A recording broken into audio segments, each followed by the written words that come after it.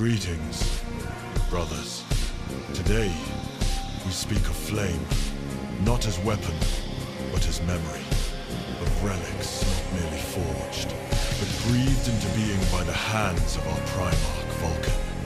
9 creations, 9 trials, 9 echoes of the Firefather's soul, scattered across the stars like sparks on the wind. Some we have recovered, others remain lost, buried beneath ash, steel, and war.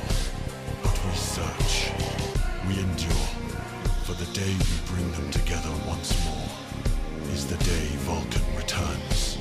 Listen now, for this is the story of the lost relics of Vulkan, and the burning path we must walk to find them. Before the fires dimmed, Vulkan's forges sang across the mountains of Nocturne.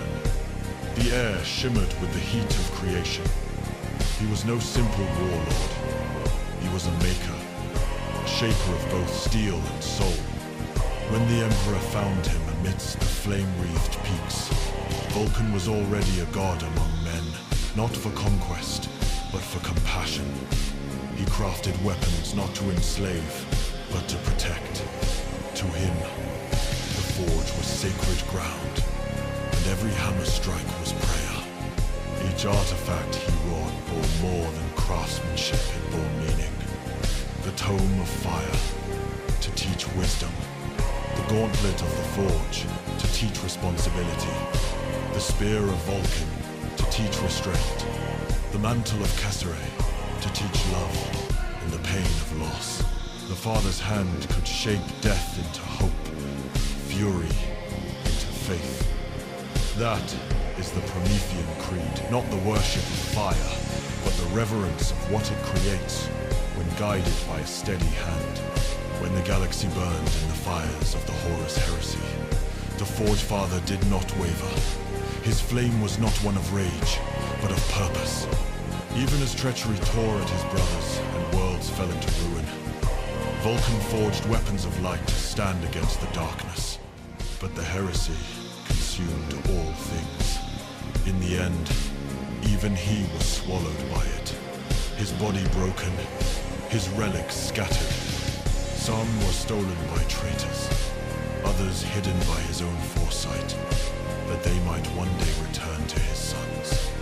The 18th Legion was left fatherless, yet unbroken. We became the Salamanders, guardians of the flame, bearers of his teachings, and so began the eternal quest to seek the lost relics, to reclaim the memory of the Father, not for glory, but for continuity. For as long as we remember his works, Vulkan lives. For as long as the fire burns, so too does the soul of Nocturne. The first of his legacies, and the greatest, is the Tome of Fire. To the uninitiated, it appears as a codex bound in ceramite, its pages etched with runes that shimmer when touched by flame.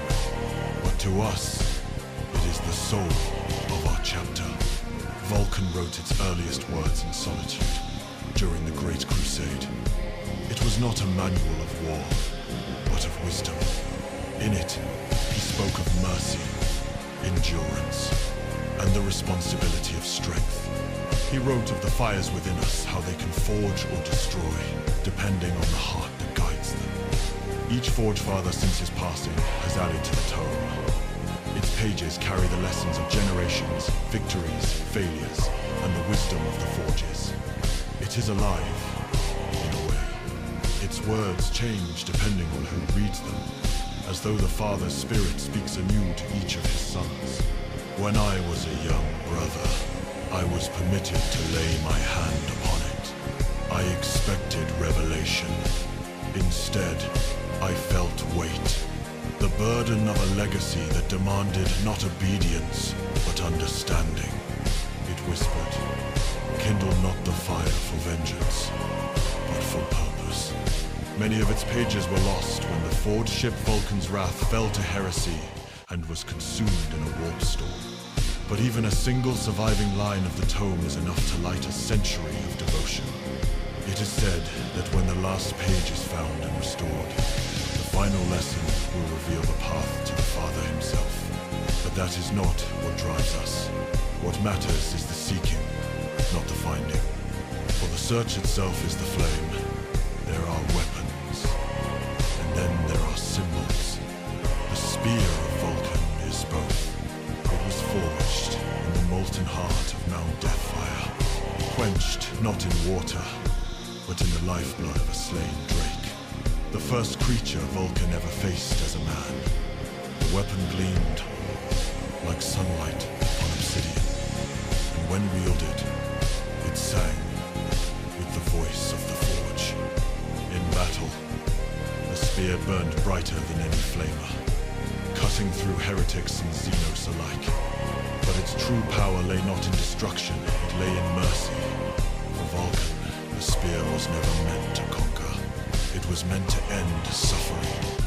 He would strike not in wrath, but in sorrow, bringing peace where there could be none. When he was betrayed at Istvan V, the spear was lost. Some claim it was shattered in that cursed ashfield. Others whisper that it was buried with the dead, guarded by the ghosts of those who fell beside him. But the Salamanders know this truth. The spear cannot die. Its light endures in every brother who lifts his weapon, not for hatred, but for protection. I have felt its echo in the moments before battle, when the forge fire flickers blue, and the air smells of ozone and memory. The Father's hand lingers upon our shoulders, guiding us, steadying us. The spear of Vulkan is more than a weapon.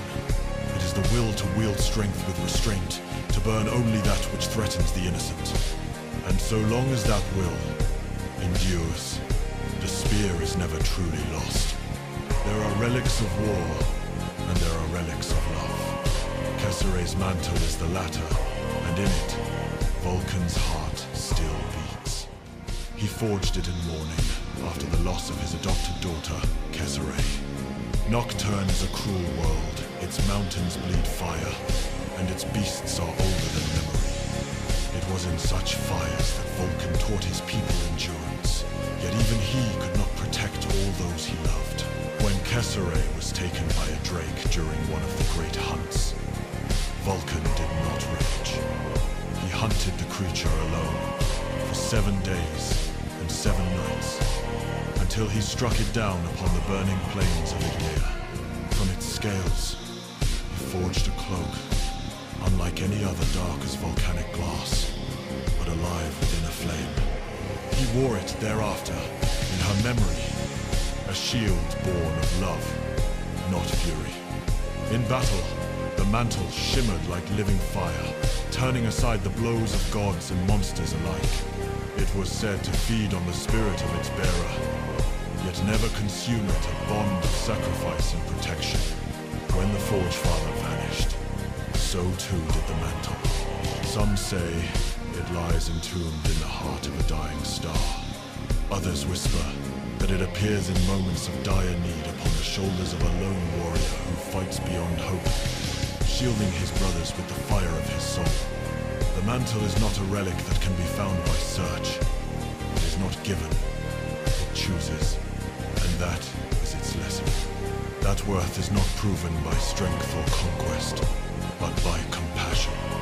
To wear Kessere's mantle is to accept the burden of every life we swore to protect. To bear it is to remember that love, even amidst war, is the truest flame of all. When Vulkan vanished, the forge fires of Nocturne dimmed. The 18th Legion, his sons, fell into silence. But before his disappearance, he left behind a riddle, a test. 9 sacred artifacts scattered across the galaxy, each a piece of his essence, each a trial of the soul. Together, they are known as the 9 relics of Vulkan. We are told that when all 9 are found and brought together, the Forge Father will return. But even this promise, brothers, is not a certainty. It is a hope, and hope is the brightest ember. Each relic tests a different part of the Promethean spirit. The obsidian chasm blade forged to test our discipline, for it hungers for battle but answers only to restraint. The Drake Firehammer, to test our courage, for it burns its wielder as fiercely as it burns the foe. The Gauntlet of the Forge, to test our patience, as it grants mastery over metal, but only to hands that know humility. The Eye of Nocturne, to test our vision, for it reveals not only what is before us, but what lies within. The Talisman of the Pyre, to test endurance, its fire unending, yet painful to bear. The Unbound Flame, to test control, for even the smallest spark can become a storm. The Anvil of Strength, to test perseverance, for it cannot be moved except by those unbroken by failure. The Mantle of the Fireball, to test compassion, for it draws warmth only from a heart untainted by cruelty. And the Spear of Vulkan, to test mercy, for power without restraint is corruption given form. Each Forge Father, from Tushan to Histan, has sworn to find them. Each has journeyed into the dark to reclaim a piece of the Father's soul. It is said that when the Nine are brought together, their light will outshine the stars, and Vulkan himself will step from the fire once more. But perhaps, brothers, perhaps the trial was never to bring him back. Perhaps the true test is how long we keep searching. For faith is not the certainty of return, it is the will to endure without it. No tale of the relics can be told without the name Vulkan, Histan, our Forge Father, and living flame. He is the anvil upon which our hope is beaten, and the hammer that strikes it true. He walks the stars not as a conqueror, but as a pilgrim, burdened with the Father's memory, guided by visions born in the fires of the soul. Histan has wandered through void and nightmare alike, across Daemon worlds where the stars weep blood, through ancient tombs where Xenos gods slumber, into the warp itself where faith is tested by madness. Always, he seeks the relics. He carries with him several now, the Spear of Vulkan, reforged in secret. The Gauntlet of the Forge, its glow bright as a newborn star, and the Talisman of the Pyre, whose eternal flame has never gone out. But what Histan truly carries is not the relics themselves. It is the burden of remembrance. For in him burns the belief that the Father still lives, not as a ghost or a myth, but as a living fire waiting to be rekindled. I have stood beside Histan once, long ago. His eyes were not those of a zealot, but of a craftsman, steady and certain. When he speaks of Vulkan, it is not with worship, but with familiarity, as if the Father were but a step ahead of him, forging the path. Through him, the flame endures. Through him, the Salamanders remember what it means to walk the Promethean path, to temper strength with mercy, and wrath with purpose. Every strike of his hammer echoes across time. Every battle he fights is a prayer answered. The Forge burns through him, and through all who still believe. We are the sons of fire, brothers, but we are not its slaves. Fire destroys. Fire purifies. Fire remembers. It is the oldest of all forces, both cruel and kind. It consumes the weak, but it also gives warmth to the weary. That is why we revere it not as a god, but as a mirror. The lost relics of Vulkan are not simply tools or symbols. They are truths. Each one reveals a piece of who we are and who we must become. The Forge Father did not scatter them to test our loyalty. He scattered them to remind us that even in absence, the fire remains if only we have the courage to tend it.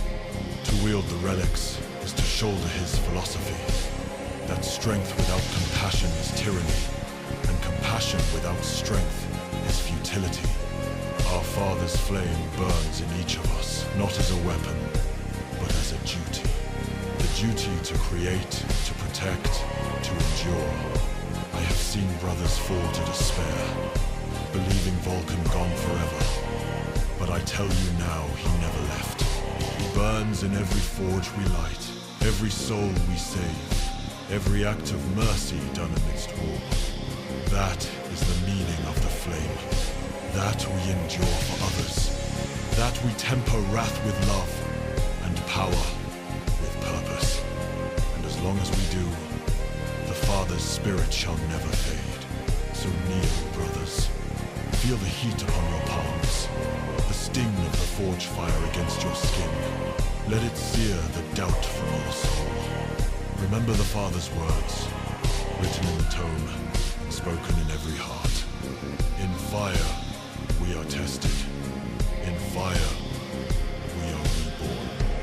The relics are lost, yes, but not forever. They wait, as all flames do, for breath, for faith, for the hand of a son who remembers. When the last ember is lifted from the ash, when the final relic is found, Vulkan shall walk among us once more. Until that day, we do as he taught. We forge, we fight, we burn. For we are the Salamanders' sons of fire, born of sacrifice, tempered by compassion. And though the galaxy grows cold and cruel, our flame shall never die. For as long as fire burns, Vulkan lives. The forge falls quiet, and the embers dim. But the flame endures, as it always has. Carry its light. Brother, keep it close, for the night grows long. Remember the creed. Endure. Create. Protect. When next the fires rise, the anvil rings, we shall speak again, you and I, beneath the shadow of Vulkan's flame. Until that hour, stand firm in the fire. Vulkan lives, and through us, his light.